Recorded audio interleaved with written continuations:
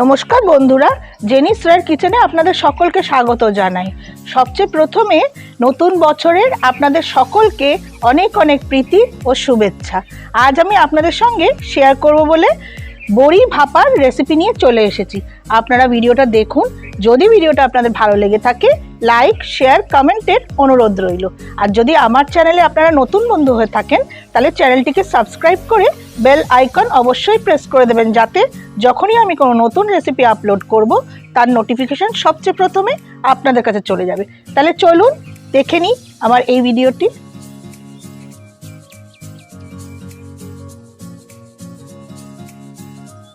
বড়ি ভাপা বানানোর জন্য আমি নিয়েছি কলাইয়ের ডালের বড়ি, জিরে শুকনো লঙ্কা বাটা, কাঁচা লঙ্কা বাটা, লাল লঙ্কার গুঁড়ো, হলুদ গুঁড়ো, নুন আর চিনি।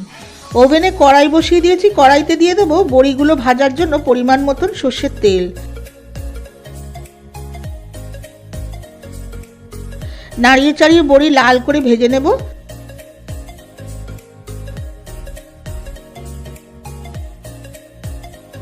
বড়ি ভাজা হয়ে গেছে, তুলে নেব।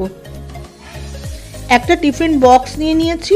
টিফিন বক্সটার মধ্যে আমি এক এক করে সব মশলাগুলো দিয়ে দেব জিরে শুকনো লঙ্কা বাটা, কাঁচা লঙ্কা বাটা, হলুদ গুঁড়ো, লঙ্কা গুঁড়ো, স্বাদ অনুসারে নুন, স্বাদ অনুসারে চিনি। একটু জল দিয়ে মশলা গুলে নেব।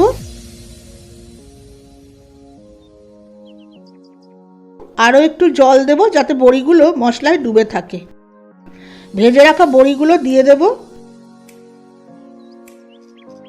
একটু কাঁচা সর্ষের তেল দেব আর দেব 3টে চেরা কাঁচা লঙ্কা। টিফিন বক্স কভার করে দেব। কড়াইতে বড়ি ভাপানোর জন্য দিয়ে দিয়েছি জল। কড়াইয়ের মাঝখানে একটা স্ট্যান্ড বসিয়ে দিয়েছি।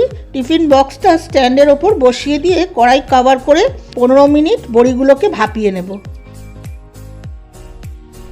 15 মিনিট পর ফিরে এসে আমি টিফিন বক্স ঠান্ডা করে নিয়েছি। টিফিন বক্স খুলে আপনাদের দেখিয়ে দিচ্ছি কতটা লোভনীয় হয়েছে ভাপা বড়ি। দেখুন বন্ধুরা, লাগছে না লোভনীয়?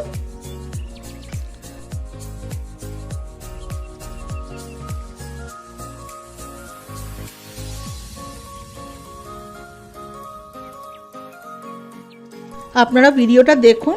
যেভাবে আমি সুস্বাদু বড়ি ভাপা আপনাদের রান্না করে দেখালাম, ঠিক একইভাবে একবার আপনারা এই রান্নাটা বাড়িতে করে খেয়ে দেখুন।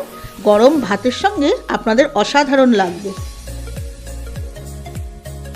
এই রকম নানা ধরনের রেসিপির জন্য আপনারা আমার চ্যানেলের সঙ্গে যুক্ত থাকুন। আর আগের ভিডিওটি দেখার জন্য ডান দিকে থাম্বনেলে ক্লিক করুন।